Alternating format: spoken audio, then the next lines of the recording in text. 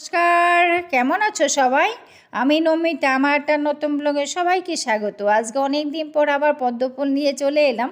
আমাদের রূপাদি দেখতে চেয়েছিল পদ্মফুলটা, বলেছিল আরেকবার শেয়ার করার জন্য। তো আজকে হঠাৎ মনে পড়লো যে দেখো বর্ষাকাল তো, একবার রোদ উঠে একবার বৃষ্টি হয়, যার জন্য পাপড়িগুলো অনেক সময় জ্বলেও যাচ্ছে, আবার সুন্দর করে ফুটেও কিন্তু। তো দেখতে কিন্তু বেশ ভালোই লাগে, সবারই ভালো লাগে জানি। তো প্রতিদিন তো আর দেখানো যায় না। তো আজকে রূপাদি দেখতে চেয়েছিল, তার জন্য রূপাদির জন্যই আজকে পদ্মফুলটা নিয়ে এলাম। তো আমাদের সবারই ভালো লাগে, এটা এমন একটা জিনিস কারো সবার চোখ জুড়ে যায় জানি, কিন্তু দেখতে কিন্তু সত্যি বেশ সুন্দর। আর এটা কিন্তু এই পদ্মটা কিন্তু আমরা পদ্ম সবাই দেখেছি, বাজারও পাওয়া যায়, কিন্তু এই পদ্মটা কিন্তু পাওয়া যায় না কোথাও। আমি তো দেখিনি, কেউ দেখেছো কিনা জানি না বাজারে। এইটা তো সহস্রপদ্ম বলা হয় আর কি, কেননা আমি মিশনে দিয়েছিলাম। তো মিশনে যখন দেওয়ার পর তখনই মহারাজরা বলেছিলেন এটাতে তো সহস্রপদ্ম বলে, এই পদ্ম তো দেখাই যায় না। আসলে জায়গাটা এত সুন্দর না, অনেকটা বড় স্পেস পেয়েছে, যার জন্য শালুকগুলো হতে পারেনি, শুধু পদ্মটাই হয়েছে। শালুক কিন্তু গত বছর হয়েছিল, এবছর কিন্তু একটা শালুকও বার হতেই পারেনি। পদ্ম ও ঢাকা দিয়ে দিয়েছে, পরে জানি না বের হবে কি না। এখন তো আর শালুক বের হওয়ার টাইম নেই, পরে যদি বর্ষা পরে যদি বার হয়। তো এখন শুধু পদ্মই দেখা যাচ্ছে, তো অনেক করেও বেরিয়েছে, এগুলো ফুটবে। তো এখন তো জলও পাচ্ছে না, মাঝে মাঝে জলও পাচ্ছে, সুন্দরের জন্য হচ্ছে খুব সুন্দর দেখতে, তো বেশ ভালো লাগে, মনটাও ভরে যায়। তারপর জানো তো আজকে অনেক দিন পর বাসক পাতা পেলাম, যদিও বলতে এক কথা প্রতিদিন বলতেও ভালো লাগে না, আর শুনতেও ভালো লাগে না, সত্যি কথা। কী করবো বলো, কাশিটা কিছুতেই সারছে না। অনেক তো তোমার আগেও বলেছি অ্যান্টিবায়োটিক খেয়েছি, কাশির সিরাপ তো ফেলই হয়ে গেছে। না আজকে অনেক দিন পর বাসক পাতা অনেক কি বলেছিলাম, তো একজন পেয়েছে, ও এনে দিয়েছে বাসক পাতা। আমার বাড়ির সামনেই আছে, কিন্তু আমি তো চিনতাম না জানো তো বাসক পাতা, তার জন্যই আর কি। তারপর পরে আমাকে দেখিয়েছে, দেখো এটাই বাসক পাতা। তা আমি দেখলাম যে এখান দিয়ে তো আমি যাতায়াত করেছি, অথচ আমি চিনি না বাসক পাতা, না চিনলে যেটা হয় আর কি। তারপর এটা রস করলাম। তো কাঁচা হলুদ থাকলে ভালো হতো, কাঁচা হলুদ তো নেই বাড়িতে, ওই জন্য এমনিই রস করেছে। তো বর বলেছে আমিও খাবো, আমাকেও একটু দিও। তো ওর জন্য দুজনের জন্যই করলাম। আর এই মধুটা জানো তো আমার বাড়ির মধু। তো অনেক দিন আমার বাড়িতে মধু পোকার ঘর করেছিল, মধু পোকার চাক নাকি বলে না, ওটা ঘর করেছিল, অনেক বছর ছিল আমার বাড়িতে। তারপরে পরে শুনলাম নাকি বাড়িতে থাকা ভালো না, বাড়ির বাউন্ডারি থাকা ভালো, কিন্তু বাড়ির ভিতরে আমার বাড়ির ভিতরে ছিল। এখন তো ভিডিওটা করিনি, কোথায় ছিল তাহলে দেখাতে পারতাম। আমার রান্নাঘরে উপরে একটা গোডাউনের মতন আছে, তো এখানে কিছু রাখা হয় না, কিছু থাকেও না, তেমনি কেউ যাওয়াও হয় না। ওখানটাই একটু বাইরে ভেন্টিলটা আছে, ভেন্টিলটা দিয়ে ওখান দিয়ে ঢুকে ওখানটাই ঘর করেছিল, অনেক বছর ছিল। তারপরে তো সব কয়েকজনে বলেছিল যে বাড়ির ভিতর থাকা ভালো না, তারপরে ওটাকে পরে দিয়ে কি করে টোরে ভেঙে দেওয়া হয়েছে। এখন মনে পড়ছে না কি করে ভেঙেছিল, অনেক দিন আগে ভাঙা হয়েছে। তো মধু যেটুকুন বার করা হয়েছিল সেটুকুনে সবাইকে দেওয়া হয়েছে, এইটুকু রেখেছিলাম বাড়িতে। এটা একদম পুরো পুরো আসল মধু আর কি বলা যায় আর কি। তো এই মধুটা দিয়েই খেলাম আজকে। তারপর সকালে টিফিনে দেখো রুটি আলু ভাজা আর একটু ক্ষীর করেছিলাম, কালকেও ক্ষীর করেছিলাম, কালকে ক্ষীরটা না একটু লেগে গেছিলো, তো তার জন্য বর ভালো করে খেতে পারেনি, তা আজকে আবার করে দিলাম। তারপর তো করে স্নান করতে যাব, কটা কাপড় ছিল ওটাও কেচে দিয়েছি। একটু কতক্ষণ বাদে বাদে একটু বৃষ্টি হয়, এটা খেলা চলছে আমাদের সঙ্গে।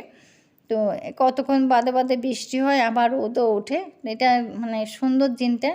কাপড় শুকিয়েও যায়, শুকায় না তা না। তো এখন তো যেটা বর্ষাকাল, তো এটা তো হবেই, কিছু করার নেই। তো আমাদের তো ধৈর্য শক্তি কিছু নেই, বিরক্ত তো হই, গরম পড়লেও বিরক্ত, বর্ষা বৃষ্টি হলেও বিরক্ত, যাই হোক। তো কাপড় আমার ধোয়া হয়ে গেছে, দেন যে অল্প কয়টা কাপড় থাকলে আমি হাতেই কেচে ফেলি, এগুলো আর মেশিনে দিনে হাতে কেচে নিয়েছি। আর উঠানটাও ঝাড় দিতে হবে, যেহেতু আমার এই জায়গাটা জল জমে যায়, এই জায়গাটা না যখনই বৃষ্টি হয় তখনই জল জমে যায়, জল জমে গেলে বর্ষাকাল তো শেওলা পড়ে যায়। উঠানটা ঝাড় দিয়ে তারপর চলে এলাম। তো কালকে একটু রিলায়েন্সে গেছিলাম মাসের জিনিস আনতে, তো ওগুলো আনা হয়েছে, কিন্তু কিছুই গুছানো হয়নি। তো ভাবলাম এগুলো গুছিয়ে রেখে দিই, তারপরে গিয়ে স্নান করতে যাব। তো তো এটা কাটতে এটা নুনটা কেটে ঢুকিয়ে দিয়েছি। ঢোকানোর সময় একটু মোহরিও এনেছিলাম, তো বর বলল আগে মোহরি একটু ভেজে দিতে। মানে ভেজে মানে কি, ওই যে কড়াইতে একটু গরম করে তেলে একটু করে না, তো ওরকম করে দিতে ও খাবে। ও তার জন্য পুরোটা মানে নুনটা ঢেলে তার মোহরিটা ওকে করে দিলাম, করে তারপরে গুছিয়েছি আবার। তো ওটা করার জন্য বারবার বলছে মোহরিটা করে দেওয়ার জন্য, ওই জন্য মোহরিটা করতে চলে এসেছি। ভাবলাম সোয়াবিনটাও ঢেলে রাখি, বোতলটা ফাঁকা আছে, কালকে ধুয়েছিলাম বোতলটা, তো ফাঁকা হলে সঙ্গে সঙ্গে ধুয়ে পরিষ্কার করে নিই। তো এটা কালকে ধুয়েছিলাম, ফাঁকা ছিল দেখে, তো আজকে এটা সোয়াবিনটা ঢেলে নিই। সোয়াবিন মানে অনেক দিন পরে এনেছি, সোয়াবিন খাওয়াই হয় না, তো আজ অনেক দিন পর কালকে আনলাম। আমারও খুব ভালো লাগে, ছেলেও খুব ভালোবাসে, বর খুব একটা পছন্দ করে না, ওই জন্য খুব একটা আনা হয় না। তো কালকে হঠাৎ করে মনে পড়লো, ওই জন্য আনলাম আর কি কালকে সোয়াবিনটা। তো অনেক সব কিছুর মধ্যে দেওয়া যায়, খেতেও ভালোই লাগে। তো ওই জন্য বললাম না, মোহর এই ভাজা মানে কড়াইতে টালতে বললো, ওটা খাবে এখন। তো ওই জন্য পুরোটা গোছানো হয়নি, ওই জন্য ওকে আগে করে দেব তারপর আর কি।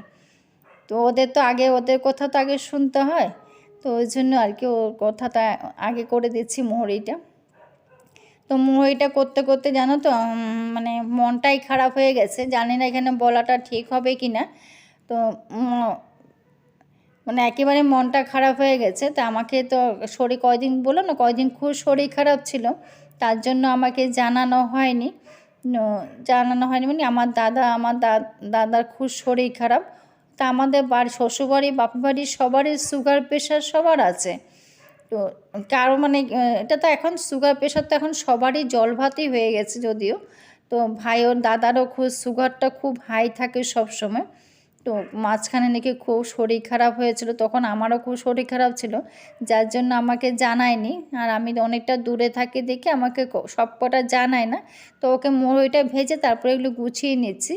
তো ওকে আমাকে মানে সবটা জানায় না। তো বাধ্য হয়ে আমাকে জানিয়েছে যে এত শরীর খারাপ, তো মানে সুগারটা খুব হাই হয়ে গেছে। তারপরে নাকি সেন্সলেস হয়ে গেছিলো, সেন্সলেস হয়ে যাওয়া তো ওকে ভর্তি করিয়েছে, তারপরে স্যালাইন ফ্যালাইন দিয়েছে।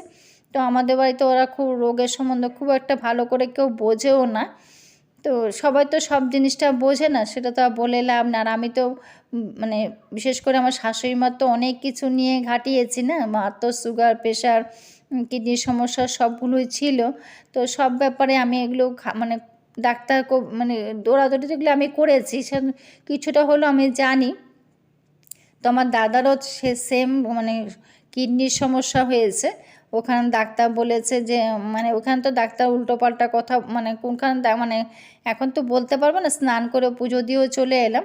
ওখানে ডাক্তারও দেখিয়েছে, ডাক্তারও তো ওকে মানে করিয়েছে, টেস্টের রিপোর্টটাও ভালো আসেনি। তো আমি বললাম যে এখানে চলে আয়, এখানে ডাক্তার দেখাই, তারপরে দেখি কি হয় না হয়। তারপরে রান্নাবান্না কিছুই করিনি, বিকালবেলা দেখো চলে এলাম। এটা বিকেলবেলা সন্ধ্যার টাইম, ওরা মা দুধ খাচ্ছে, তো ওইটাই তোমাদের সঙ্গে শেয়ার করলাম, দেখতে বেশ ভালোই লাগে। মনটা একেবারে খারাপ হয়ে গেছে গো দাদার জন্য, কখন আসবে ডাক্তার দেখাবো এটা বড় মানে চিন্তায় পড়ে গেছি। মানে ওর শরীরটা খুব খারাপ, তো কিডনি পেশেন্ট হলে তো খাবার খুব রেস্ট্রিকশন থাকে, সব খাবারটাও নিয়ম, কোনো খাওয়াই তো খেতেই পারবে না। প্রত্যেক খাওয়া তো আর মানে প্রথম কথা হলো জলটাই তোর খাওয়া মাপ করে খেতে হবে। সেটাই ওকে ফোন করে বলছিলাম, আর রান্না খাওয়া মানে কি রান্না করব কি খাবো সেটা আর কিছু মানে একেবারে মনটা খুব খারাপ হয়ে গেছে। আর কিছু রান্না বান্নাও করিনি, তোমাদের সঙ্গে শেয়ারও করিনি। তো রান্না কি ডাল আর ডিম আমলেট করেছি, আর সকালবেলা আলু ভাজি করেছিলাম, সেটাই ছিল। তো বড় বলেছে ঠিক আছে কিছু করতে হবে না, মন যখন চাইছে না থাক, যেটা করেছো সেটা দিয়েই খেয়ে নেব। তো তার জন্য আমি আর কিছু করলামও না, তোমাদের সঙ্গেও শেয়ার করলাম না। তো সন্ধ্যার সময় পুজো টুজো দিয়ে তারপরে কাপড়গুলো ভাঁজ করে নিচ্ছি। তো মানে ওদের টিকিট কাটা হয়ে গেছে, কালকে বাদে পরশু হয়তো আসবে, তারপর ডাক্তার দেখাবো, দেখিয়ে ডাক্তার কি বলে। তো ও খুব ভয় পেয়ে গেছে, মানে দাদাও খুব ভয় পাচ্ছে, বারবার ফোন করে বলছে কি হবে কি হবে। তো খারাপও লাগছে, কি সান্ত্বনা দেব। তো যতক্ষণ দেখবো না ততক্ষণ তো মানে কিছু বলতেও পারছি না, খালি বলছি তুই জল ওখানে ডাক্তারে বলেছে জল কম করে খেতে, জলটা মাপ দিয়ে দিয়েছে। তা বলছে আমার শুধু জল পিপাসা পায়। তা আমি বলেছি খাস না, না খেতে খেতে অভ্যেস হয়ে যাবে, আস্তে আস্তে কদিন পরে তোর অভ্যাস হয়ে যাবে। এখন জল প্রচুর খেত আর কি। তারপর বললো কম জল তো আমি খেয়ে থাকতে পারছি না। তা আমি বললাম আস্তে আস্তে অভ্যাস হয়ে যাবে। তো রাতে খাওয়া টাওয়া আর কিছু শেয়ার করলাম না, যেহেতু ডাল আর ডিম আমলেটই করেছি, রাতে আর কিছু রান্নাও করিনি। তো বারবার ফোন আসছে, আমিও ফোন করছি, তো ওই জন্য মনটা খুব খারাপ হয়ে গেছে, তার জন্য তোমাদের সঙ্গে আর কিছু শেয়ারে করলাম না। তো আজকে ব্লগটা এখানেই শেষ করলাম। সবাই ভালো থেকো, সুস্থ থেকো, পাশে থেকো। পরে ব্লগে তোমাদের সঙ্গে শেয়ার করবো যে কী হলো না হলো।